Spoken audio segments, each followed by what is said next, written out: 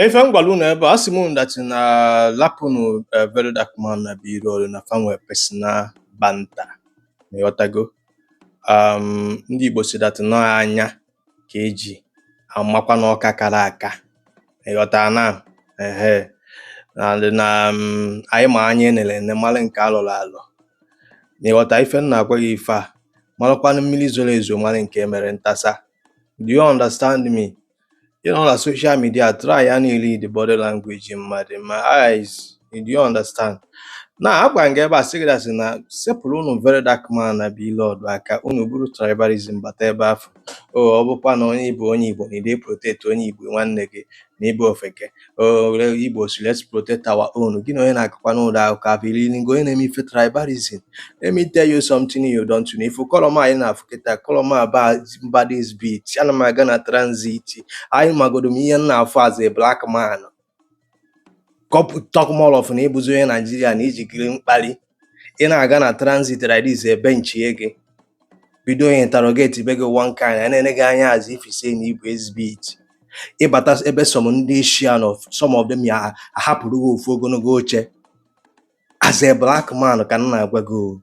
Some of them are be like this more but they be bound with check and be near. Label onye occasion sooner. Some of them will just walk out or get up. Then after this humiliation and embarrassment, then Batakwazieni and Mother Earth, African continent in Nigeria, na Igbo, Mona Mother Abiakoba, oh no ya boya Bakereke, oh no ya boya Bweni, oh no ya boy Imo State, oh no ya boy Bini, oh no ya boy Open Man, oh no ya boy Fulani, oh no ya boy Hausa. The same color move. No, Mona Gada called that careful. Let me tribalism one more. What I go? I deal with people personally. As I'm talking to you now, onye Igbo ya na onye Yoruba na-apịa deal.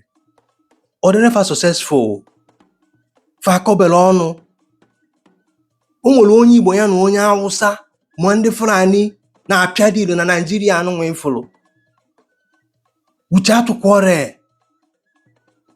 It's why I be bata na buy today. Onye Igbo na onye Igbo ga-apịa deal ọ galafa. Nwekwa onye Igbo na onye Igbo ga-apịa deal esemokwu a. Go and see what is happening in South Africa. Onye Igbo na onye Igbo.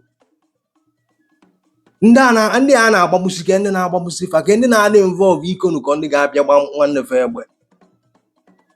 Start dealing with the people personally. If with somebody open or that doesn't mean every other person is in that region the bad. I'm a good mundi Igbo no name na fa make go business my money. Mona gada akụkọ tribalism. I deal as far as Igbo onye Africa, you are my kind. But I'm begging so for that na akụkọ ga-ada benyere ngefe. And that doesn't mean onye ọzọ si from your tribe na mụ na ya na-aba ama mmekọ ife. O nwere ndị Fulani bụ ezigbo mmadụ. Nwee ndị Hausa bụ ezigbo mmadụ. Nwekwa ndị Hausa bụ ajọ mmadụ. Nwekwa ndị Fulani bụ ajọ mmadụ. Etu aka ọ dị n'ala Igbo anyị o nwere ndị Igbo bụ ezigbo mmadụ. Nwekwa ndị Igbo afọ mgbori afọ fa jọrọ ezigbo njọ. O nwere one guy onye be anyị onye Nsụka Chuka bụ afịa. O che na njọ so bụ ya nkịtị. Anyị na-adị na mma. I'm just saying this for the first time on social media. As far as no do you understand what I'm saying? No one afia then. Na nwanne nwoke no. Ebuta afia. My guy, we bear me witness. Ke butela afia fe legide afia. Bute na ego no way. Say my guy ngwasi ka ebute da afia. Ebute afia gocha afia ya enwe ego aga balance. Wetezi ego aga balance ana akọrọ mfune. Eji m ụgwọ na dollar jidekwa m na naira. Nkwu okwu osi m mmara ife nga eme mume. Kedu maka ndị ọ ga-abịa ibunye afia? Onye Igbo chọpụta etu anyị nọ kịta na-ege m ntị na ị na abroad and na-ejiri akwụkwọ. Ọ chọpụta na ị nwere akwụkwọ na mbata ga-abụrụ taa. Many of them ga-akụchi ego gị were ya na-atụ afia na China, na-atụ afia na Turkey, na-atụ afia na Vietnam. Mona gada akụkọ tribalism. Agwala nke ebe a sị gị na issue of Verydarkblackman na period bụ personal issue. Ịjụọ n'onwe gị ọsọsọ phone a dị na China akwa ifu moto dị ebe a kịta na ọ banye na moto period irutere ife period kpara ya period kparịchara ya kpọọ ya onye oshi si na ọmụmụ ya kụziri ya oshi Verydarkman anyị na-afụ anọ ya na-adịrị mmụ ya na generation ya na mma ọ na-efọrọ ya kedu ife ikwu then ịpụta na-asị m oh let us protect our own gị na onye na-akụ ụda aka onye mara ebe ọ sara alụ ya ji echere ọgọdọ ya na ọdị ife a na-agwa gị. Another guy Tochukwu onye Anambra be anyị nche na ọ bụ mmadụ the same thing happen o ji kpali bịa mụ bunye afịa na emechaa na a ga-akwụ ụgwọ isi anya jide kpali ya nye m ego nke iji biznes a bụ ihe sere mụ na ya na-abụ so mụ na gada aka akụkọ tribalism. I learn how to deal with people personally. Ị na-aghọta? So ya na-aka akụkọ tribalism kọrọ ya na-agbago mụ na gada aka ụda akụkọ afọ. We don't have the same mindset. Ịghọta na ife na-agwa gị onye bụ my kedu afịa mentor na crypto bụ onye Yoruba after ka scam the first one the scam ọ na-adị save ka onye ba anyị mere m ife $500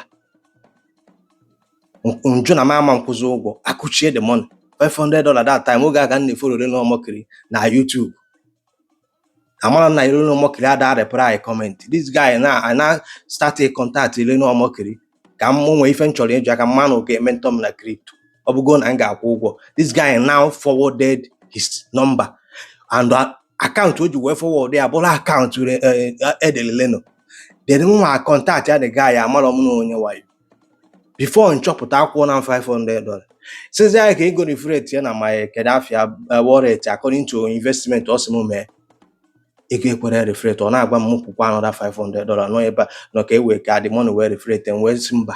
I called him video call ọ na-amụgheri but I look at him gbaa nkịtị. Do you understand? So mụ na gada aka akụkọ tribalism na ghọta ife a na-agwa gị nke Yoruba kịta na oge asị m ụgwọ I paid $400 then ife wee sị ndị link wee yi n'ogbo mụ na kras ya mana mgbe m na-akwụ ụgwọ ahụ ụjọ na-atụ m but I si m claim try again. ị na-aghọta? I deal with people personally.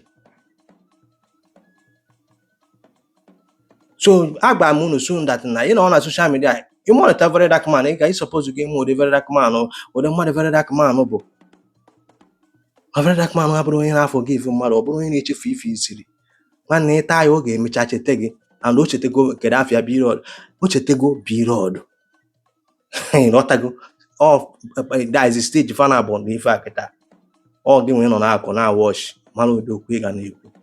Do you get my point? Ekenekweni m unu mara ama na mụnwa bụ man is God to man na-agwa gị today ọ na-aga ada aka akọ tribalism.